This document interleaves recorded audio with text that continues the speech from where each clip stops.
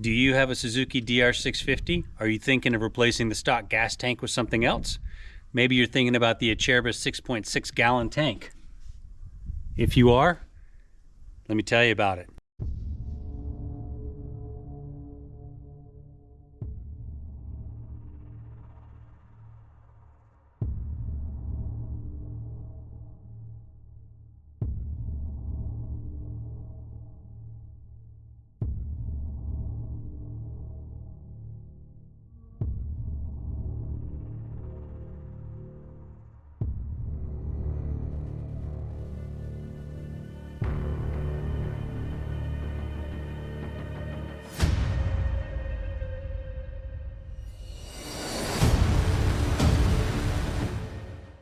Hello, D-Rock here. Welcome to the channel. I hope you all are well. This is my Suzuki DR650. This is a 2023 model. And like many people who own Suzuki DR650s, I wanted to put a different gas tank on the bike. So I chose the Acerbis 6.6 gallon tank. And thus far, I have to say, I'm pretty happy with it. So I'm not a certified tech by any means, and the thought of installing a gas tank on the Suzuki DR650 was a little intimidating to me. However, it turns out it's really not a big deal at all. And installing the Acerbis 6.6 gallon tank really wasn't a problem. The one thing that kind of threw me for a loop when I was trying to pull the stock tank off the DR650 was my bike is a California bike and it had that whole charcoal canister attached to everything, and it just kind of was like, what is all this? Anyway, besides that, getting the tank installed, really not a big deal at all. And I opted to put 2 Petcocks on the tank. So that worked out really well for me. I didn't really think I'd feel like tipping the bike to get gas. I just drilled in and installed the second Petcock here. This wasn't a big deal at all. You do have to get a certain size drill bit. I believe it's 11 millimeter. I had to special order that in, or just order the drill bit. No really special order about it, but and I leave the second Petcock in the on position at all times when I'm riding. So that way the gas just keeps flowing. The only thing I don't like currently is that when I put everything together here, adding the fuel lines in to go to the carb, there's a fuel filter in this carb here that I need to pull out. I understand it clogs really easy. And I tried to put a larger fuel filter in right here, but there just wasn't room. So I probably at some point need to go through and redo this whole setup. But for now, it's working just fine. Now here's the one con with the big gas tank. It fits on the bike, not a problem. But as you can see, I've got some padding wedged in there to try and give this some extra support. And it works for a little while, and by that I mean when the gas tank is empty, you've got some room. When I'm talking about room, you can see there isn't a lot of room here, and it will press into the oil cooler, and that's a problem. This is a common problem with the Acerbis 6.6 gallon tank. This happens to most people when they install it on their Suzuki DR650. Well, I believe so anyway. If it doesn't, then maybe I got a bad one. I don't know. But to alleviate that, I did, as I just showed, tried to stuff some padding in there to give some more support. And like I mentioned, it does work for the most part. But what you don't take into consideration is that works when the tank isn't full of gas. When the tank is full of gas, it's heavy, man. And that's another thing I'll talk about here in just one second.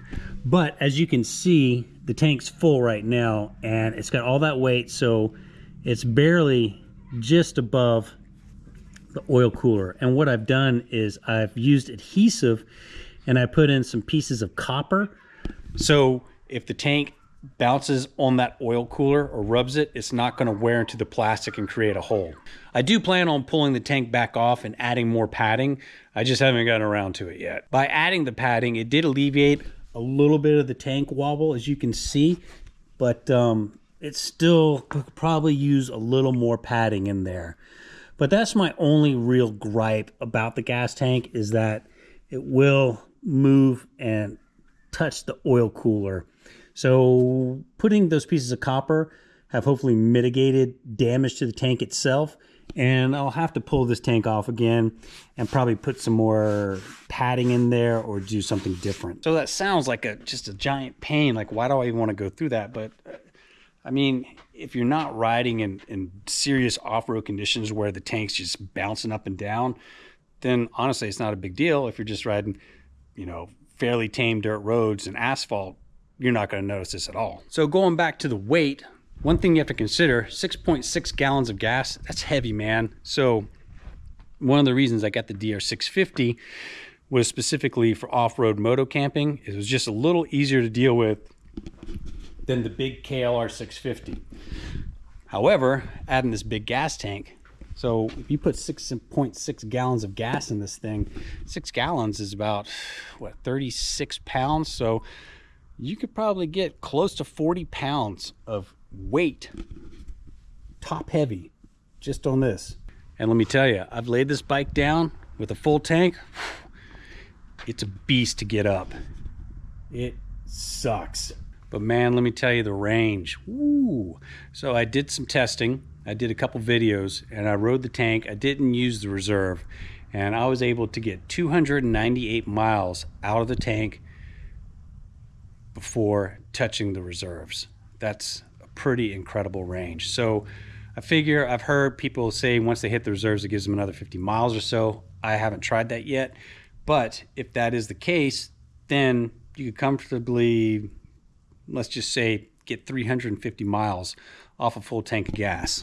So while I'm riding this bike, I have a peace of mind knowing that before I even touch the reserves, I can go roughly 300 miles.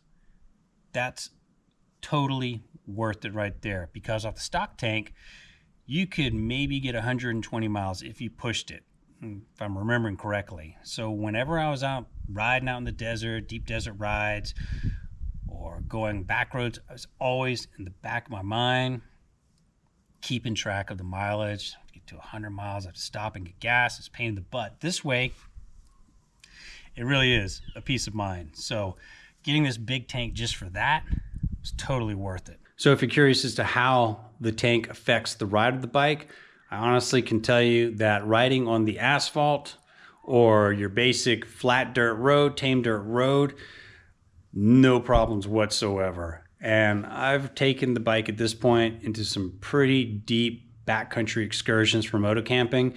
And that's including riding into some, I'd say some light technical stuff, nothing over the top. And I had no problems with the bike. It rode just fine. And like I mentioned, when that tank is full, you've got a top heavy bike.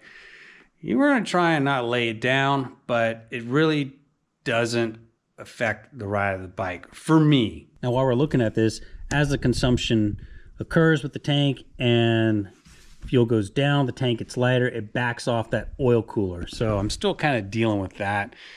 Like I said, it's really not a big deal. I've taken it on some light technical terrain, and there's no damage to the tank. Those copper pieces that I've glued in, no big deal. It just kind of bumps those.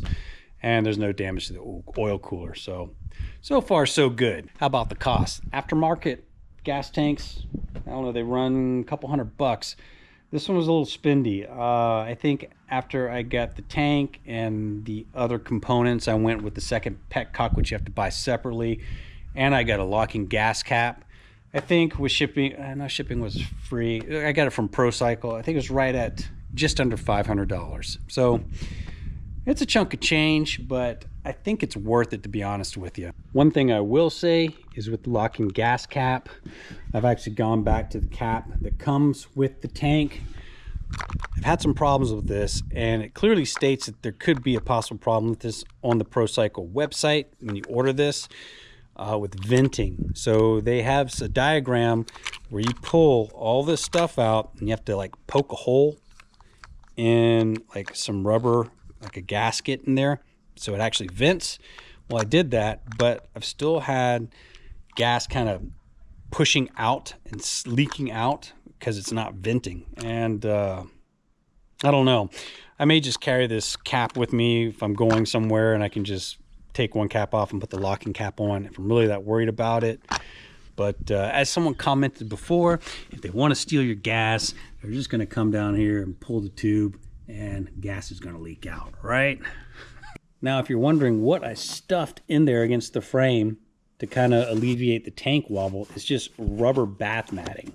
And I did make a video, I just never posted the video of the whole process. And I didn't post it because I wasn't sure if it really worked or not. But it's worked for the most part. But like I said, I'm going to remove the tank and add some more padding and see if that helps with the spacing between the tank and the oil cooler.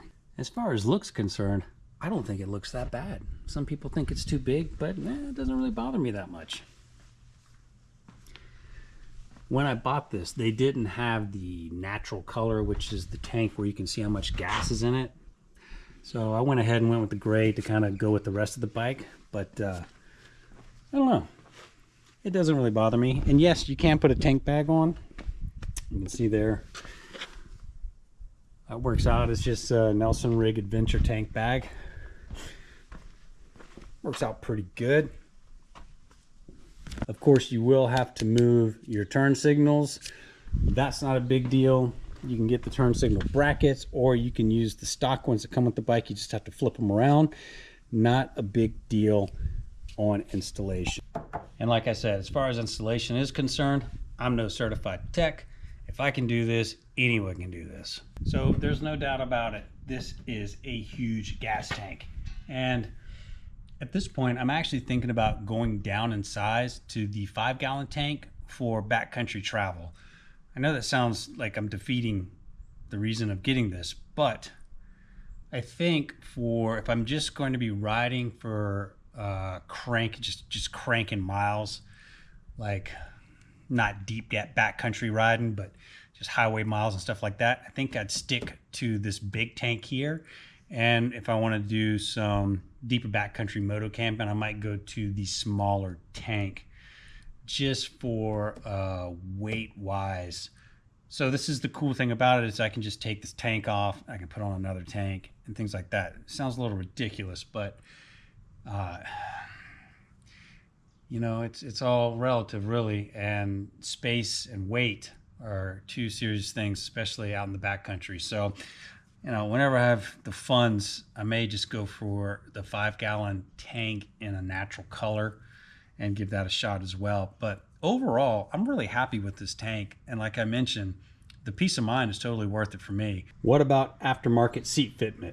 From my understanding, it's the Corbin seats that you have to deal with that, where certain seats fit certain gas tanks.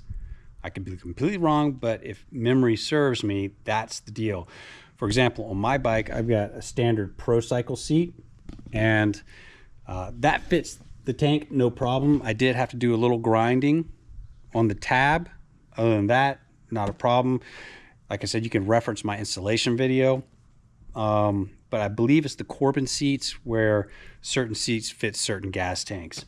The Pro Cycle seats, the seat concepts, I think the Sergeant seats will all have no problem with this tank. So if you have a DR650 or you're considering getting a DR650, one of the things you're going to want to deal with is getting rid of that stock tank.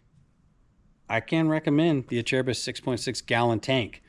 I think going down in size a little bit for backcountry travel may work out for me in the long run, but if I'm just going to use this bike for getting miles, this is the ticket. I think there's another tank even bigger than this one. I think it's the Safariland 30 liter. This is a 25 liter. And I think you can still get the Safariland 30 liters. I'm not sure, but that's a monster tank there too. Anyway, there you have it. Acerbis 6.6 gallon tank on your Suzuki DR650. If you have one and you've had any issues or your experiences with it, please don't hesitate. I'd love to hear what you got to say about in the comments, and including the smaller one in size, the 5.3 gallon tank, if you have experience with that one as well. I'm interested in all that stuff. So as always, folks, thank you very much for watching. We got lots more content on the way. If you are new to the channel, please consider subscribing. You all have a wonderful day or night. We'll see you next time. D-Rock out. Adios.